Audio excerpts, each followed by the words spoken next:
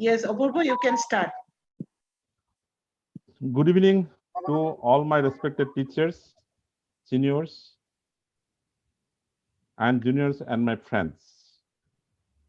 The NEVI is very pleased to have a very effective NEVI academic session continuing, where maximum of our NEVI members are directly and indirectly participated with, with NEVI academic activities, with sharing their knowledge, expertise, and skills, and especially our junior budding ENT surgeons. Today also, we are going to discuss a very special subject, nasal analysis for septorhinoplasty. And today's subject will be presented by Dr. Anindita Das. And today's session is being moderated by our President NEVI, Professor Sagata Khanna, who needs no introductions. After completing her DLO in 1982 and MS in 1985, she was awarded Fellowship of International College of Surgeons in 1995. A brilliant teacher and dedicated faculty at GMC. Baidew worked in various capacities and also headed the department before she took VRS in 2016. Baidew is known for her academic and administrative reforms, and presently she is director of Swagat Hospital and also leading the ENT and head and neck department there. Now, may I request Sagata ma'am, please hand over the session and introduce Dr. Today's speaker, Dr. Anindita Das. Please, madam. Yeah, thank you, Apurva, for your kind words. Good evening, everybody present here. Today's subject is NEBOI classroom in nasal analysis for septorhinoplasty. As you know, the nose is the most prominent part of the face. Cleopatra's beauty was represented by her nose. History says the nose of Cleopatra, if it had been shorter, the whole face of the world would have changed. If we look at history, the first description of nasal reconstruction is mentioned in encyclopedic work of Sushruta in 500 BC. In 1845, German John Friedrichs published a procedure for reduction and straightening a deviated nose using external growth. In 1907, Jacques Joseph, who is considered by many as the father of modern facial plastic surgery, published his work on rhinoplasty, where he mentioned various nasal deformities and surgical treatment. Some of these procedures and instruments are used today. He described the first suture in tip rhinoplasty, the orthopedic suture. Earlier, people do not bother about aesthetic aspect of nose and happy with the functional condition. But with the advancement of medical science, there is increasing awareness and number of patients seeking rhinoplasty even for a small defect. For today's presentation of such an important and interesting subject, we have Dr. Anindita Das with us. She has done her undergraduation from Assam Medical College in 2001 and her post-graduation from Guwahati Medical College in 2007. She then joined Guwahati Medical College in the year 2009 and has been working ever since in the different medical colleges of Assam. Currently, she is working as Associate Professor in Fakhruddin Ali Ahmed Medical College, Barpeta. Her journey of rhinoplasty as incidentally started with me. when I was professor in Guwahati Medical College. She has attended many live rhinoplasty workshop and also cadaver workshop all over the country, and has been associating with some of the top-notch rhinoplastic surgeon in India, like Dr. Bajendra Basit, Dr. Ghaisas, to pick up the surgical skills. As I know, she has done more than 30 plastic surgeries independently. May I now invite Dr. Anandita Das to make her presentation. Thank you, Professor Khanna, for the kind introduction and starting me off on this path. I would like to thank NEBOY for providing this great platform throughout the Northeast for us to come together and discuss relevant subjects. The topic for today's,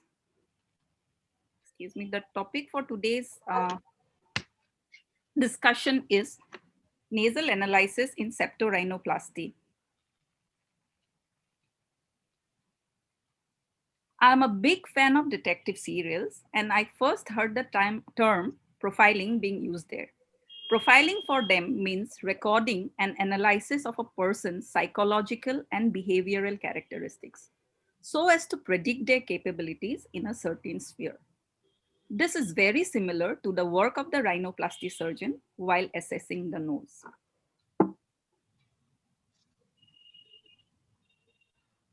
The aims and objectives of the analysis should be to establish the deformities and formulate a plan.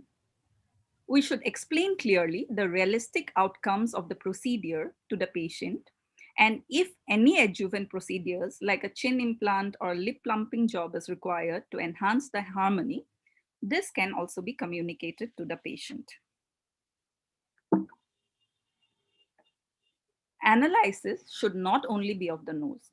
Rather, during the initial consultations with the patient, we should spend time to analyze the psychology of the patient, followed by the analysis of the face, and then only the analysis of the nose. Analyzing the psychology of the patient is very important because there have been instances of violence against rhinoplasty surgeons by dissatisfied patients.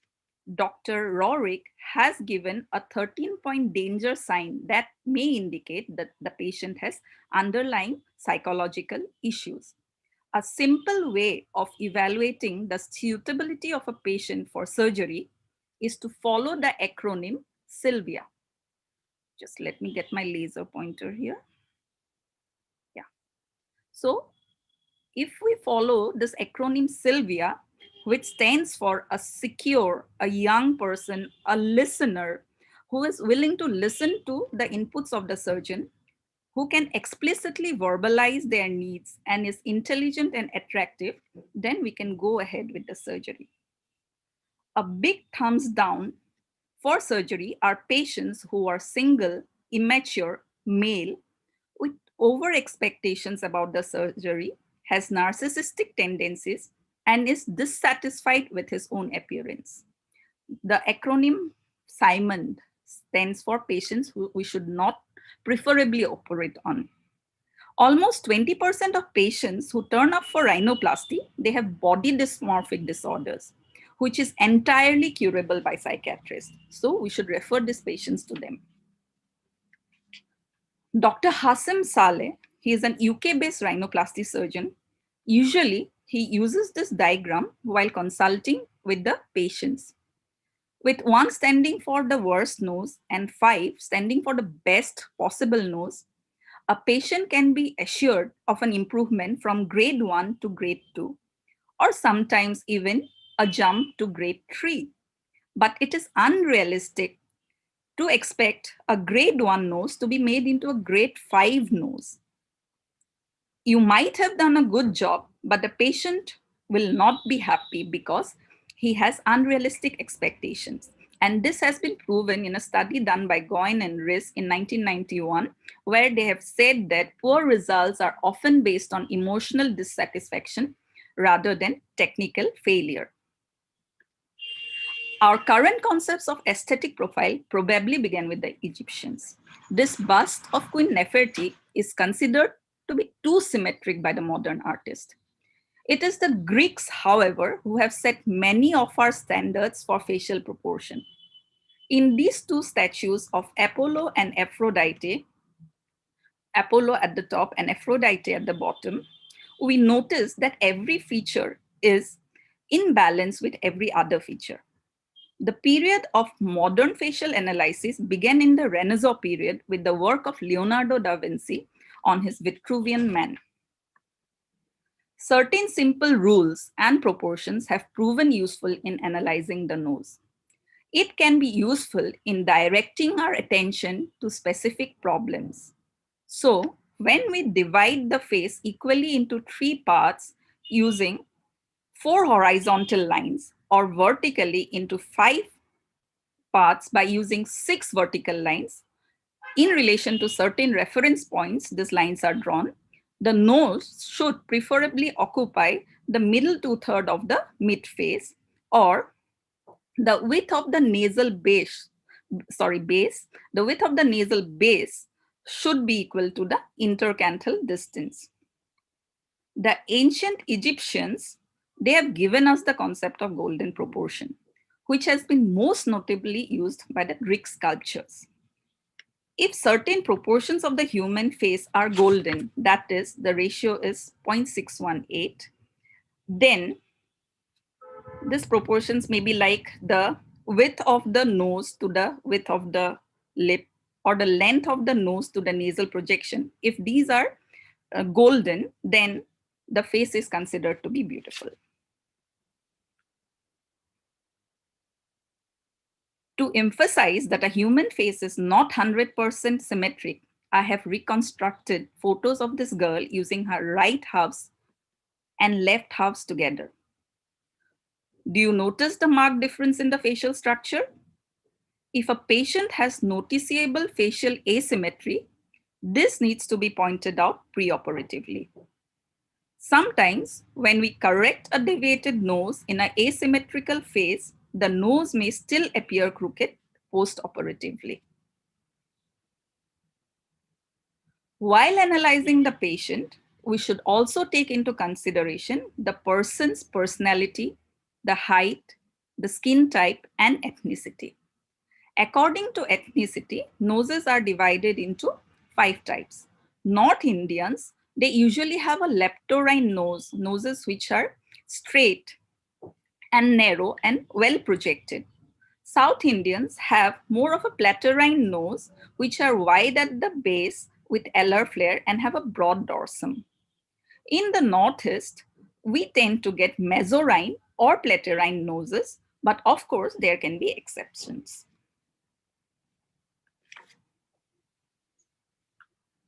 We inspect the nose keeping these 7 points in mind: the skin, the deviation, the length, projection, dorsum, tip, and alar base. I'll be dealing in details with these points later on, and here I'll be talking about the skin. There is a huge variation in the skin and soft tissue thickness within patient and also between patients. In a patient, the nasal skin is thickest over the nasion, followed by the nasal tip.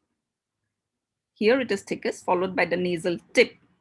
And it is thinnest over the rhinion and also the columella. Nasal skin thickness influences rhinoplasty results. Here, I'd like to quote Dr. Sandeep Pon. He's another rhinoplasty surgeon from UK who I had the fortune of meeting in one of the workshops organized by Dr. Basir. He said that, I quote, "You spend 2 to 3 hours in the OT doing your best for the patient, and the moment you put back the skin envelope, all the definition and refinements you did disappear behind that thick skin." Conversely, in thin skin patients, even the minor irregularities are seen. On palpation, we confirm the findings of our inspection and also look at the strength of the alar cartilage, the spine, and the septum. Doing the tip recoil test is a good way of assessing this. We should check for the amount of resistance when the tip is depressed and the ease with which the lower lateral cartilage plays. We should also observe the speed and resilience of the tip to return to its normal configuration upon release. Doing the Cottle's test allows us to have an idea of the patency of the internal nasal valve. Preoperatively, we should always go for a diagnostic nasal endoscopy.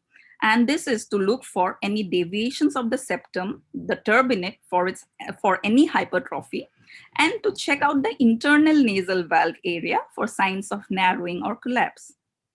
No further investigations are necessary for doing a rhinoplasty surgery apart from the necessary pre-op investigations.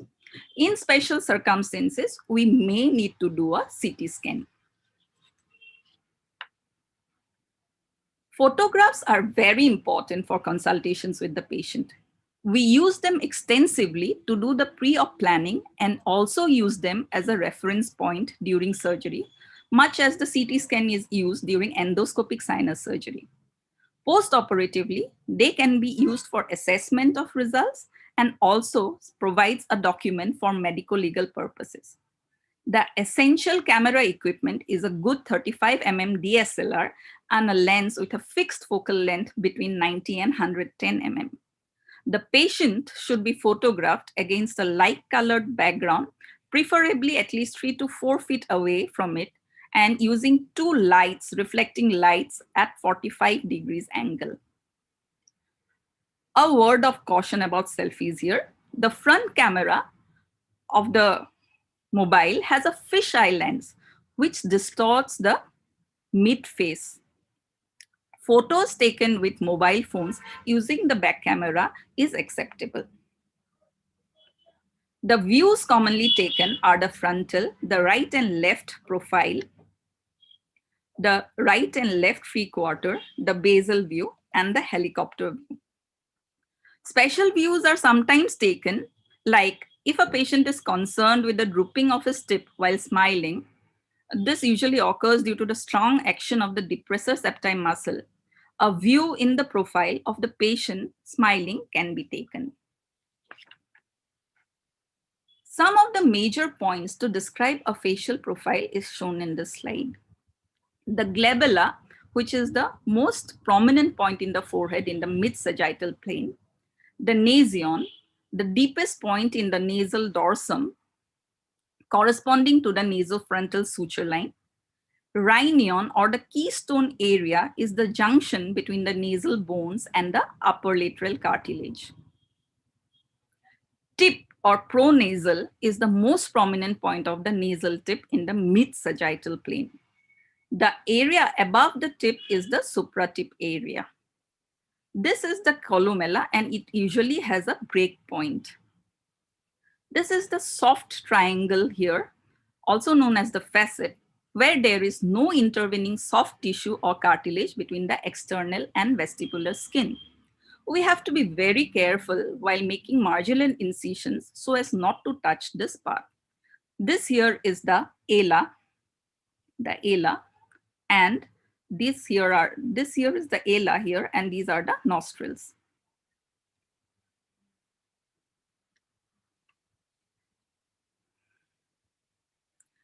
These are some of the angles that have been described in the literature. This is the nasofrontal angle, which has been described by Humphrey and Powell. And this is the nasofacial angle. This angle has been described by Brown and McDowell. Although academic in nature, they do help us to analyze the nose and plan the surgical steps. In their paper on rhinoplasty, surface aesthetics and surgical techniques, Dr. Roland Daniel, a renowned name in the world of rhinoplasty, they have said that the aesthetically pleasant and natural nose has a tip that exhibits double light reflections when photographed. The lateral profile should have a straight dorsum, and in females, the dorsal profile should be 1 to 2 millimeters behind a line, straight line drawn from the nasion up to the nasal tip. In males, this should be straight. The three-quarter view should show a natural hump. That is due to the fusiform structure of the nasal dorsum. Now coming to clinical nasal analysis. Dr. Roerich has postulated an evidence-based nasal analysis known as the 1075 method. This is a free paper and is available for all in the internet. This allows the surgeon to appraise facial balance and nasal proportions and establish correct surgical goals for each patient. Here, the patient's frontal, lateral, and basal views are systematically analyzed. So in the frontal view, we have 10 points. In the lateral, we have 7 points. And in the basal, we have 5 points. To save time, I shall not dwell on this first 2 points in the frontal view because we have already discussed it. And we'll now be moving on to the third thing we look for, that is the nasal deviation. This is best done by drawing a line in the midline and looking at the external nose on both sides. In this patient, we can see a soft tissue bulge on her right, and this can be missed if observed casually. We are all aware of the dictum, as goes the septum, so goes the nose. In this patient, we can see the whole cartilaginous part being deviated to the right because of the deviated septum. But sometimes there may be associated asymmetry or deviation of the underlying nasal bones, the upper lateral cartilage or the lower lateral cartilage. It's important to look at each of these elements to find out the true cause of the deviation. The dorsal aesthetic lines are two gently curved diverging lines drawn from the superciliary ridge to the projection of the lower lateral cartilage. The modern concept states that these are polygonal in shape, with the widest part being based on the rhinion. Here, the aesthetic line is broken on the left due to an underlying asymmetry in the upper lateral cartilage. This patient here has almost parallel dorsal aesthetic lines due to the deviated nose. And here the lines are narrow and here they are thick. Now coming to the bony vault. The elements of the bony vault are the nasal bones, the frontonasal process of the maxilla, and the perpendicular plate of the ethmoid. When you are looking at the width of the nose, this should not only be looked at the base, but also at the dorsum. This patient, he has a wide nasal base and also a wide dorsum. So he'll need both lateral osteotomies and medial and intermediate osteotomies for correction.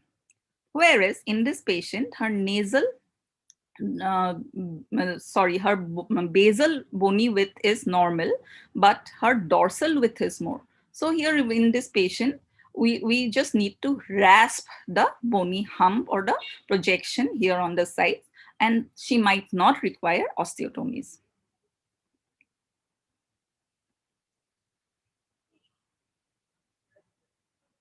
We should look for any asymmetry in the nasal bones, any deviations like in this patient. Here, the left nasal bone is asymmetric as compared to the right nasal bone. Long and short nasal bones also contribute to nasal length. The mid-vault is formed by the upper lateral cartilage and the cartilaginous dorsum of the septum. The internal nasal valve area should be assessed here properly, whether they are narrow or collapsed or wide. Instead of the tent shape, we imagine the nasal dorsum to be, rather it's a tabletop, because here the septal cartilage is wide at the dorsum. And this keeps the internal nasal valve area patent. Due to narrow orientation of the upper lateral cartilage, this patient has an inverted V deformity with collapsed internal nasal valve.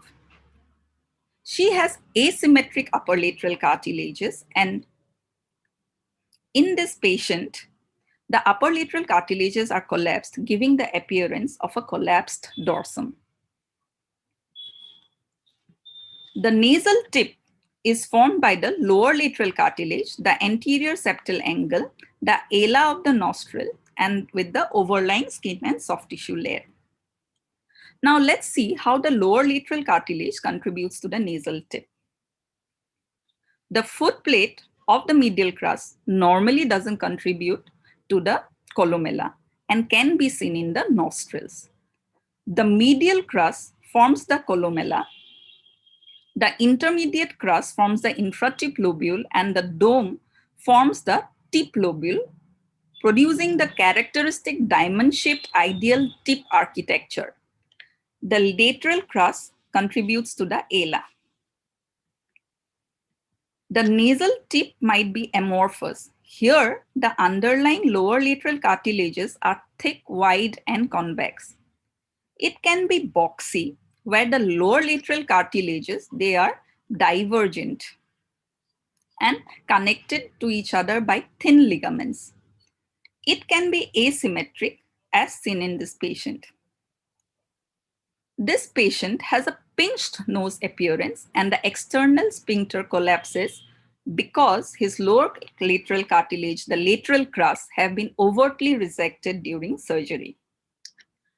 These are not pictures of my patients, and I have sourced this material from the net to illustrate the point. Now coming to the alar rim. Two things are very important here. The lateral crus inclination. Normally, the long axis of the lateral crus should be directed towards the ipsilateral lateral canthus of the eye. Sometimes, when it is more cranially rotated, the alar support is lost, and this can cause the ala to be wide with lot of flaring and with alar retraction. The lower lateral cartilage may be caudally rotated as observed in Caucasian noses, giving more shape to the ala. The second thing is the lateral crus resting angle, which is formed by the plane of the upper lateral cartilage AB and the plane of the lower lateral cartilage BC. This angle, it contributes to tip position. If it is more than 150 degree, the tip will drop down and the supratip region will be obliterated. If it is more acute, the tip is lifted up with a nice supratip breakpoint. Now let's look at some alar rims. Classically, the alar rim should have a gull wing shaped configuration, which should be symmetrical. In this patient, the lateral crus is more cranially rotated. Here, this is directed towards the mid-pupillary region in this part. So the alar rims are not symmetrical and don't have the classical gull wing shape. Here, the rotation is more cranial, and this directs towards the medial canthus of the eye, giving an asymmetric appearance to the alar rims. A quick word here about facet. This here is a post-operative patient showing retraction of the soft triangle because the marginal incision was not properly placed. Now coming to the alar base. Its width should ideally be equal to the intercanthal distance. In some patients, the width is normal. The width might be normal, but there is extra alar tissue that flares out. This is known as alar flare.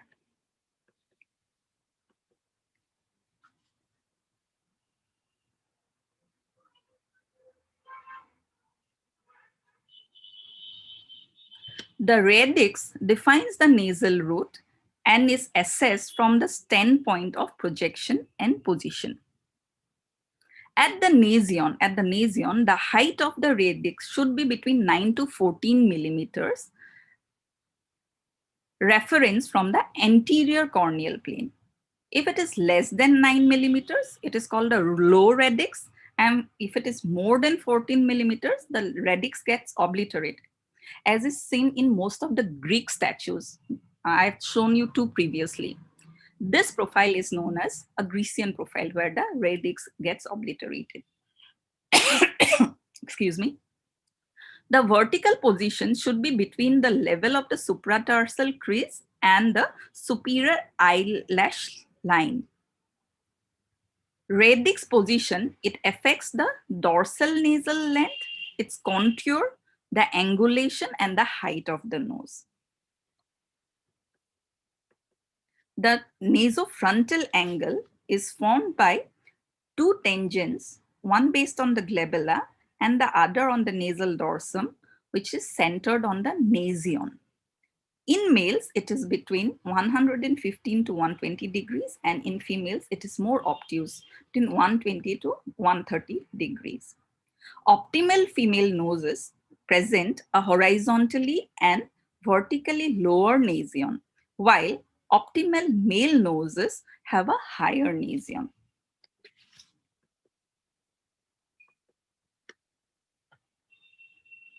The ideal nasal length measured from the nasion to the pronasal is equivalent to 2/3 of the mid-facial height, or from the stomion to the menton height.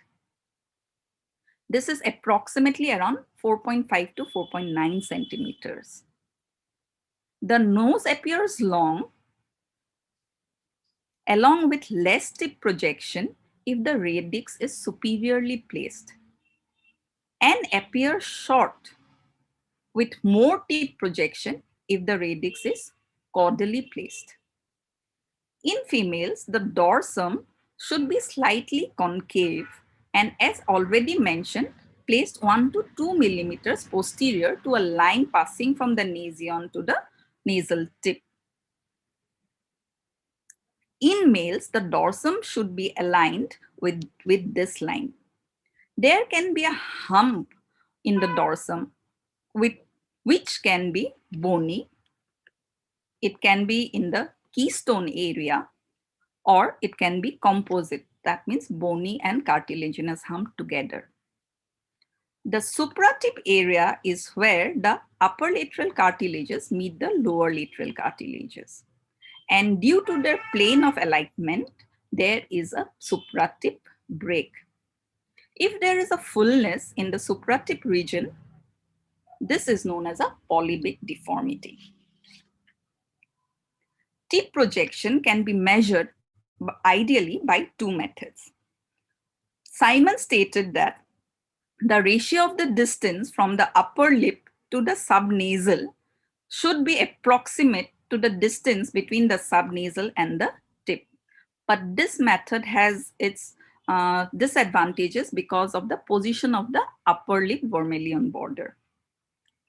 Crumley described a right angle triangle with vertices at the nasion, the nasal tip, and the alar crease, whose sides have a 3:4:5 proportion. This triangle generates a nasofacial angle of 36 to 37 degree, which is considered to be ideal. Now here, this is a under projected tip because of the big nasal length.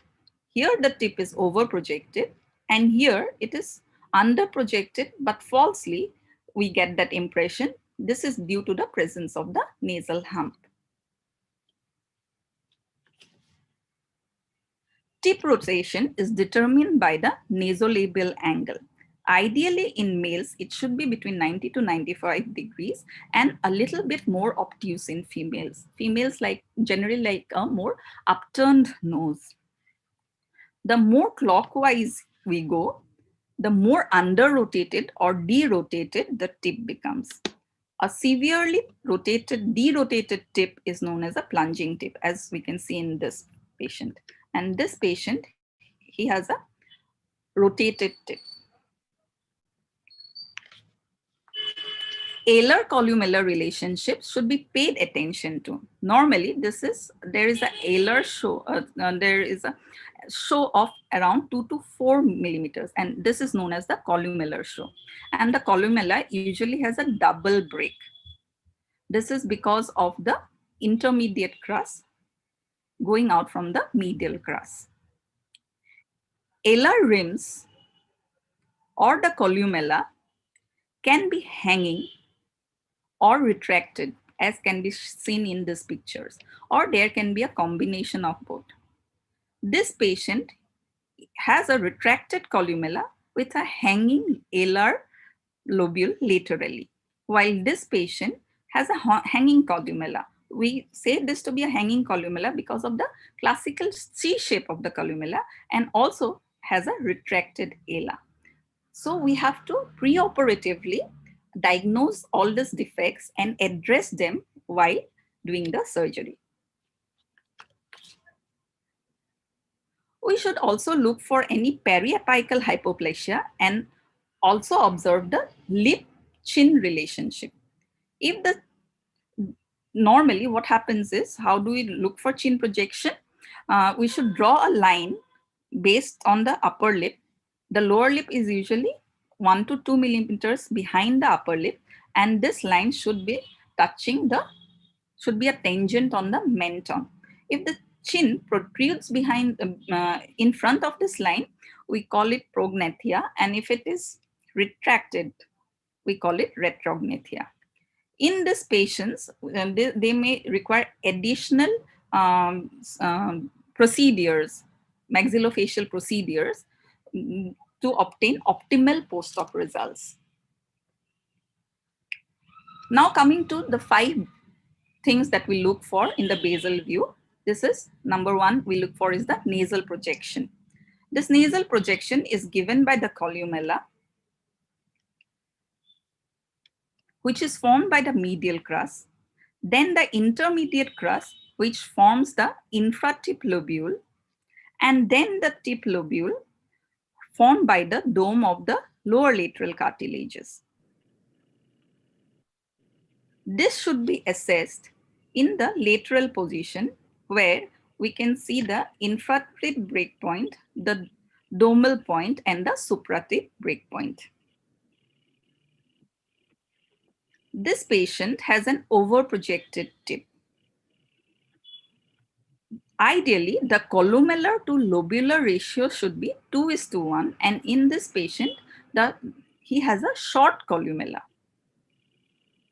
In this patient, the infratip lobule is larger compared to the columella, and here the infratip lobule is quite small. Next, we look at the nostrils. Ideally, the nostrils, they should have a teardrop shape with the long axis from the apex to the base, and this should be symmetrical. The nostrils are asymmetrical in this patient here due to underdeveloped lateral crust on the right, whereas in this patient, the lower lateral cartilage, the lateral crust, is collapsed, and so we have an asymmetric nostril. The ideal nostril to tip ratio, it should be 2:1.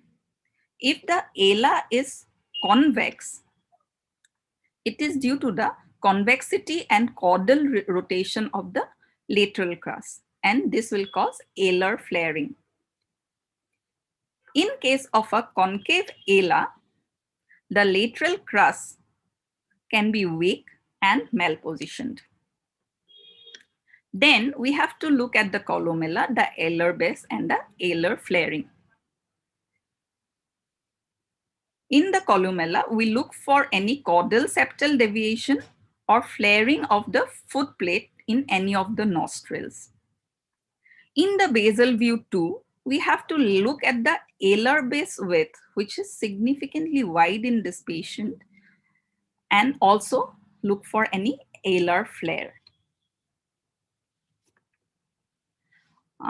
If I have time, we can go ahead and do the assessment for this patient. Can I go ahead and do it? Hello? Another 5 minutes. Here, Okay, yes, okay, Anandita. ma'am. Okay, ma'am. I have finished with my presentation, but I just put up 3 slides here to assess the nose and the face of this patient so that the students and the Yeah, you conclude. new surgeons who are doing rhinoplasty, they can have a feel of Yeah, how to do the nasal yeah, analysis. So in this yeah. Go patient, the ahead. frontal view, looking at the facial proportions, we can see that the right side of the face is long, the left side is short and more fuller than the right side. The skin here is thick and the nasal deviation is S-shaped. He has a wide but symmetric bony vault, whereas his mid vault is narrow and asymmetric. The dorsal aesthetic lines in this patients are all in this patient is also asymmetric, and he has a wide amorphous tip with no tip definition. As we can see a little bit of tip definition, but the tip is generally wide. Then he also has wide alar base, and his alar rims are asymmetric. He also has a short upper lip, which is the 10th point that you have to look for during the frontal view. In the lateral view, the nasofrontal angle for this patient is acute because of a protruding labella. The radix is high, placed high. The nasal dorsum is straight, but the nasal length is long. See, it occupies more than 2/3 of the mid-facial length. The tip is under projected because of his long nasal length, and the tip rotation is there is over rotation of the tip. The alar columellar relationship shows a columellar retraction with a slight bit of alar, hanging alar on the lateral aspect. Periapical hypoplasia is absent, and assessing the lip-chin relationship, we can see a slight prognathia, which is acceptable in male patients. In the basal view, he has an under-projected nose. We can see that the columellar lobular ratio is 1:1 here as opposed to 2:1, which is the norm. He has asymmetric nostrils because you can see that his lateral crus here is underdeveloped on this side. Has mild septal caudal deviation. He has a wide alar base, and a little bit of alar flaring is also present in this patient. With this, I come to the end of my talk, and my sincere gratitude to my esteemed teachers who have always encouraged and believed in me, and a few others who have helped me on the way. I would also like to offer my sincere thanks to my juniors in Borpeta Medical College for their support. Thank you. I hope I have finished within the allotted time. Yeah, Thank you so yeah, much yeah, for a yeah. patient It's here. okay, fine. Thank you, Dr. Anandita. Wonderful presentation and congratulations to you. You have Thank you, ma'am. presented very nicely and nicely covered the subject in a very short time. It's a very vast subject. Yes, ma'am. We are fortunate that Dr. Bajendra Baser is with us. Dr. Baser, uh, we would love to hear from you. Can you comment? Yes. Is he here? Dr. Sujal Joshi is with us. Can you comment, Dr. Joshi? Uh, Madam, frankly speaking, when I started hearing it, it was because I'm friends with Anandita. But believe Yeah. me, she has made a wonderful presentation, and I'm happy that I did fully attend it. There are a lot of things that even I have learned despite years of doing rhinoplasty, and I really congratulate her on a great job. And I will strongly recommend her in whatever workshops that we go where there is, a topic of facial analysis. for rhinoplasty and nasal analysis for rhinoplasty, I will really recommend her for her beautiful presentation. I think she's done a much better job than a lot of the other people that I've heard on the same topic. Congratulations, Anandita. You really deserve it. Thank you. Big Thank round you of so applause. much, Dr. Joshi. Thank Great you job. so much. Great job. Really grateful. Thank you, Joshi, Dr. Joshi. Thank you very much for your comment. I can see there are number of queries. Uh, Dr. Anjana, may kindly assist me in reading out the queries. Yes, Doctor, yes, please. ma'am. You can take the question one by one. Okay. The first question was from SB Fukan sir. Michael Jackson performed rhinoplasty how many times? Anindita, it's for you. Yeah. Do you have any idea? Otherwise, Sir Fukan will know better. Sir is a master sir. of all these trivia. He'll know better. But I do believe Michael Jackson, he suffered from body dysmorphic disorder. So that is why he was never satisfied with the appearance of his nose. Fukan Yeah. sir, unmute yourself. We have Yes, first, Anita, thank you very much for your nice presentation. Thank you. Actually, I don't know how many times she has done. Just for jokingly, I've asked you because I always ask the first question like that. Is it from the mobile in the car? I've asked that question. Oh. Actually, now I am in home. It's more than 6 times, I 6 think. times, yes, right, like that. More than 6 times. Several times. Yeah. Several times. Right, correct. Thank you. Second question is from Dr. Devika. She is asking about indication of CT scan preoperatively. CT scan is not generally required while we do rhinoplasty, be it under LA or be it under GA. But I have done CT scan for patients who presented with traumatic nasal deformation, actually. Because I was a bit worried about mobilizing the nasal bones and then creating a leak, CSF leak, in case his anterior cranial fossa was also injured at that time. So in situations like that, we can usually go for CT scan, but it is not generally recommended for doing routine rhinoplasty procedures. Also, if we are going for revision rhinoplasty cases, then usually before earlier days, I don't know if I should mention the term earlier, but previously a lot of silastic implants were given inside the nose, put inside the nose, which later on extruded, and people had to go for revision rhinoplasty. In those cases, a CT scan is generally recommended. And if there is any associated problem, will you do the CT scan? Associated problems like headaches or any nasal complaints the patient having? Yeah, previously. Rhinosinusitis. To rule out any underlying pathologies also along with this. Right. Okay.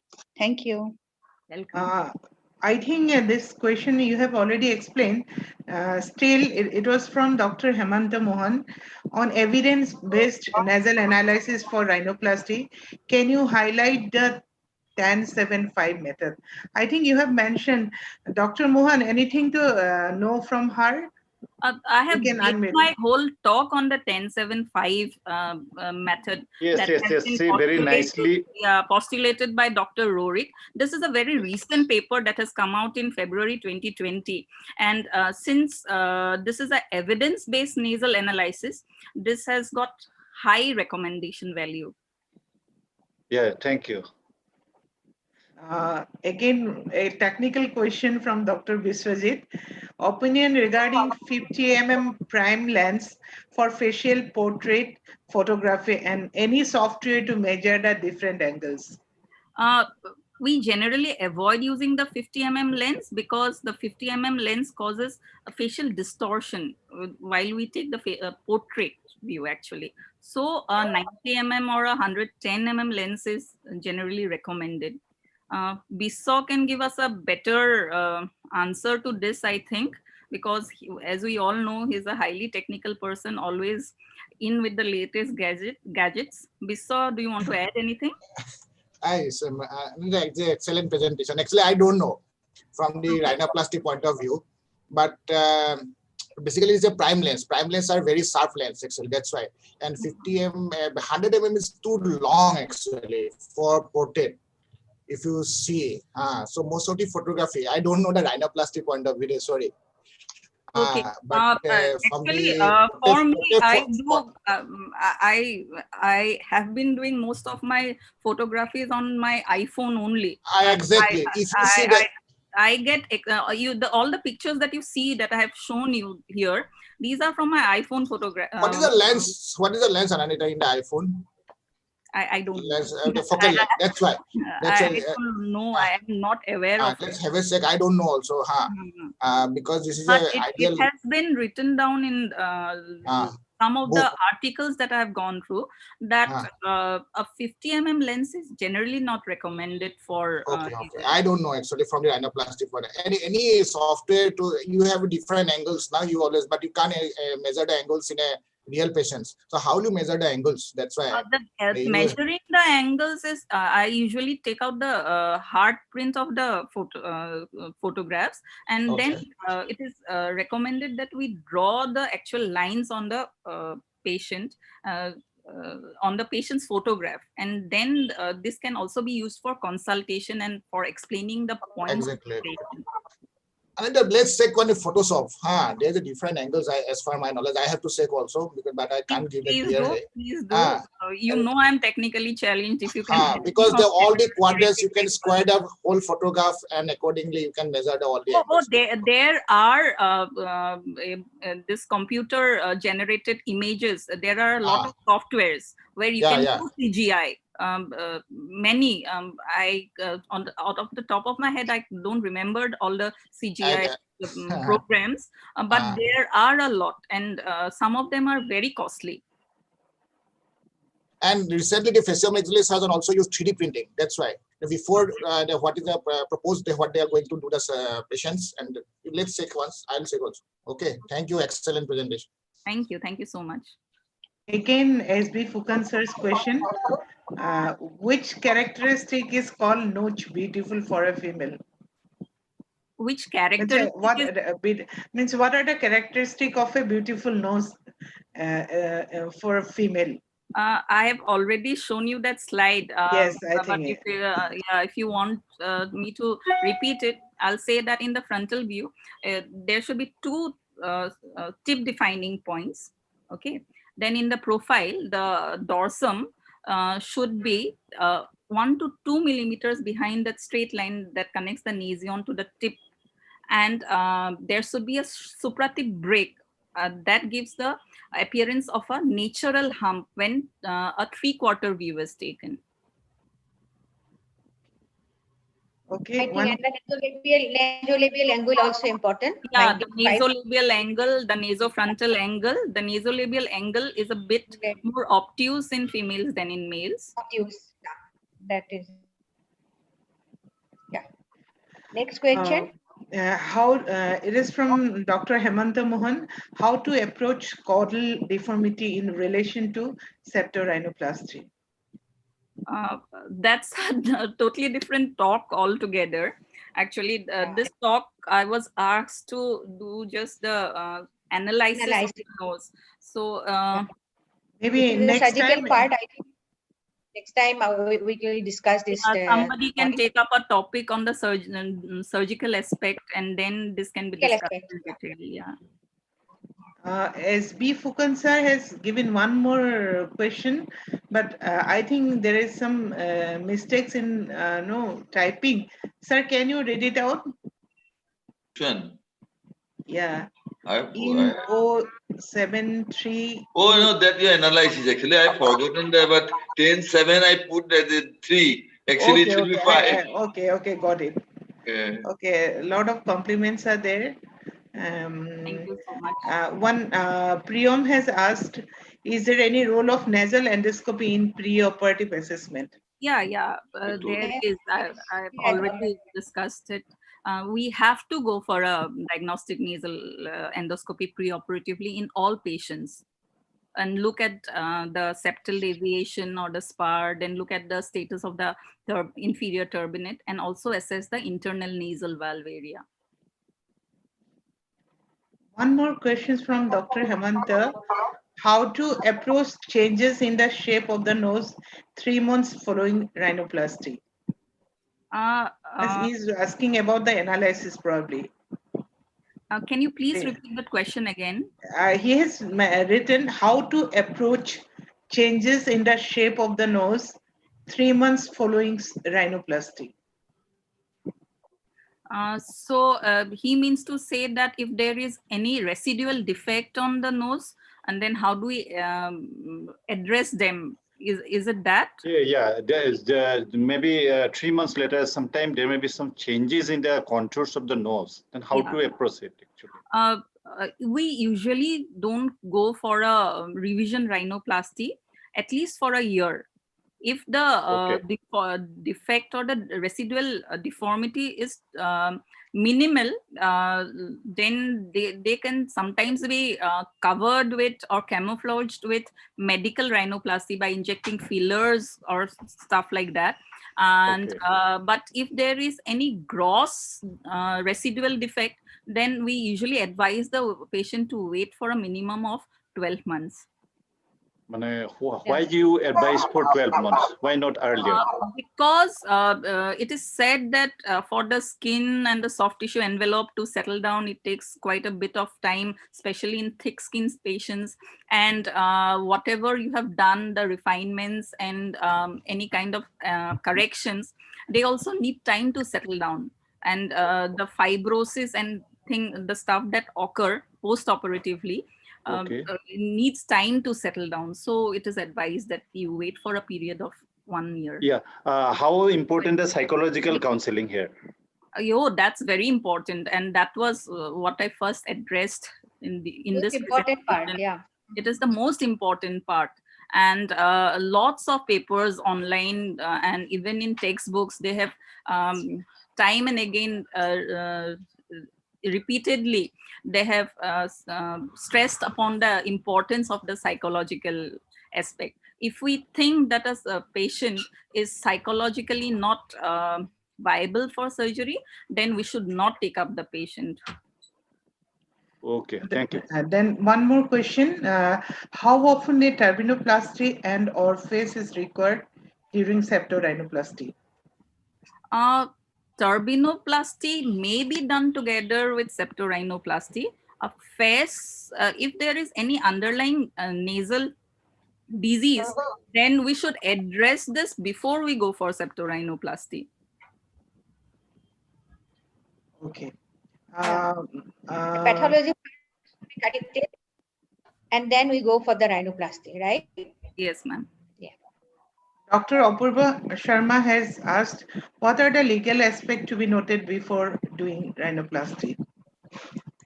Very good question. Yes, that's a really good question. And we nowadays, in this time of litigation, we do have to keep this legal aspect in mind. So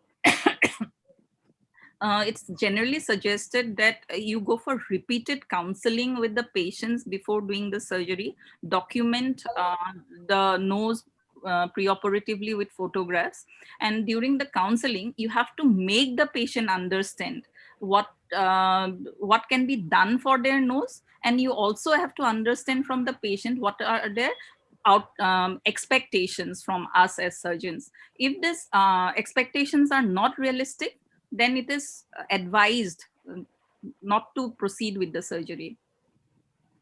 Dr. Gautamda has written very lucid and informative talk. Congratulations. Thank you, counsel. And Bisho has actually he has mentioned that iPhone 11 has 26 mm lens equivalent, 52 mm focal length. Okay. Thank you, Bisho. Then last question is from Dr. Gautam Khan. What do you guarantee the patient, and what do you do not? Do you take special consent? Yeah, we do have to take special consents, especially because rhinoplasty is a aesthetic surgery, and this sense of aesthetics, they differ from person to person.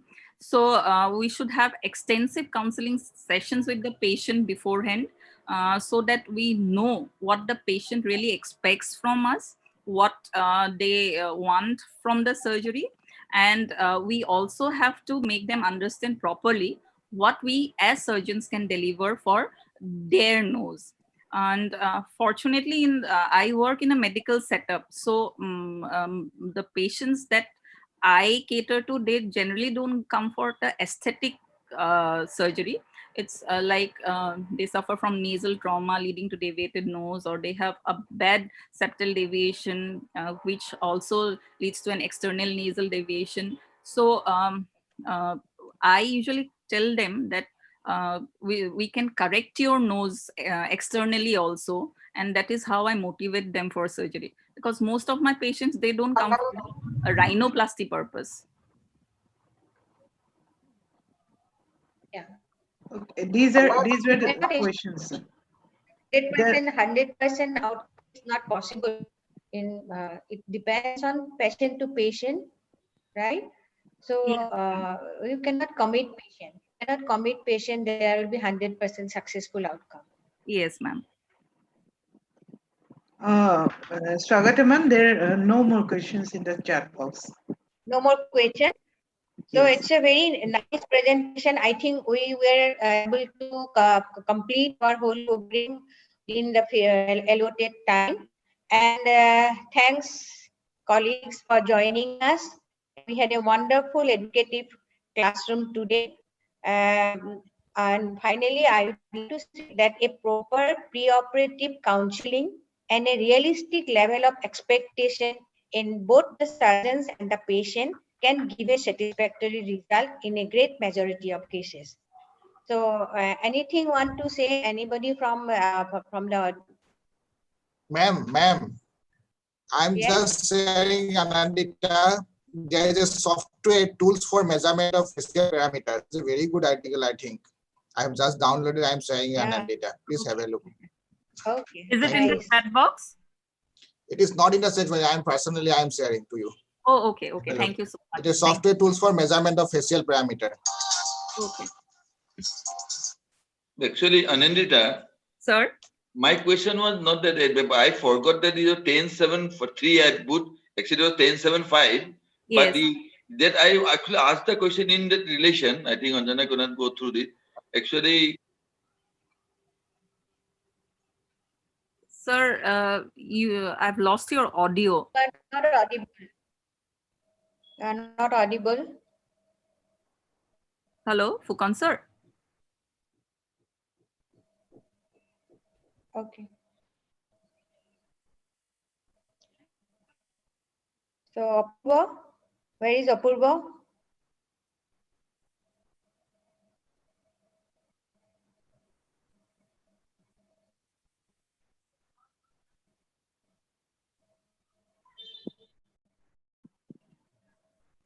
Fukan sir, Apurva আছে তো অপূর্ব Apurva?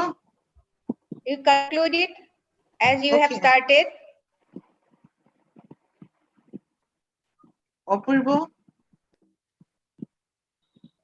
So, Anita, congratulations. Thank you. Thank You you. nicely presented the subject. Thank you so much. Very elaborative presentations and very actually it is a very tough and complex subject. So you very simply, nicely presented the subject. Thank And you. next I also learned a few things while I was preparing the talk. Yes, yes. So thank you for the opportunity. Yes, thank you, Sagata ma'am. You moderated this session is very nicely and smoothly. And thanks to all the attendees and our NAVAIC academic group, Anjana, Dr. Pooja ma'am, and Dr. Biswajit. Thank you all, and thank all the attendees. So next couple of days again we have some talk. So, hello. So, so that will be that talk will be more beneficial. Yes, yes. Carry on, Apurva, carry on. সবে video on কৰি ললে ভাল আছিলে। Yeah. You can take photographs for that. Video সবে of কৰি থৈছে। Okay. So I request all stop YouTube, by the way. Stop YouTube. Yeah. Yeah.